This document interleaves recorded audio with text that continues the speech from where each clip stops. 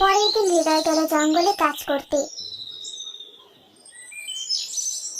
কত সকালবেলায় জঙ্গলে কাঠ কাটতে এলাম, অথচ একটা ভালো গাছও পেলাম না যেটা বিক্রি করলে কিছু টাকা পাওয়া যাবে।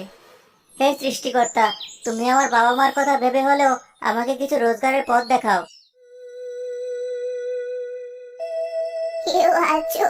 দয়া করে আমাকে একটু সাহায্য করো। কি ব্যাপার? এই ঘন জঙ্গলে কে কান্নাকাটি করছে?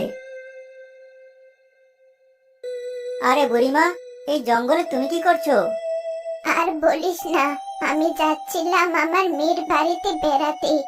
এই ঘন জঙ্গলে পথ হারিয়ে ফেলেছি। আজ সারাদিন শুধু পথ খুঁজে বেড়াচ্ছি। প্রচন্ড খিদেতে কাতর হয়ে পড়েছি। ও আচ্ছা, এই কথা। আচ্ছা ঠিক আছে, আমি তোমাকে বড় রাস্তার পথ দেখিয়ে দেব। আর নাও, আমার সাথে কিছু খাবার আছে, তুমি এগুলো বরং এখন খেয়ে নাও। আরে না না, তোর খিদে লাগলে তুই কি খাবি? তুই তো পরিশ্রম করিস, এই খাবারগুলো তোর প্রয়োজন। কি যে বলো বুড়িমা, আমার খাবারের কোনো প্রয়োজন নেই।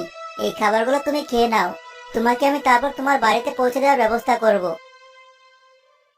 তুই অনেক ভালো ছেলে বাবা। দেখবি তুই জীবনে অনেক কিছু করতে পারবি।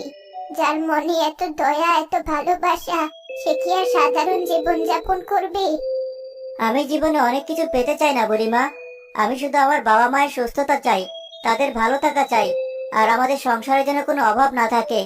সত্যতার সাথে আমরা 3 বেলা ভাত খেতে পারি, এটাই সৃষ্টিকর্তার কাছে একমাত্র চাওয়া। পারবি, তুই জীবনে সবকিছুই পারবি। তুই তোর কাজে যা, আমাকে তোর পথ দেখাতে হবে না।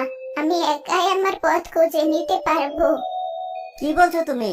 তোমাকে তোমার বাড়ির পথে পৌঁছে দিয়ে আমি আমার কাজ শুরু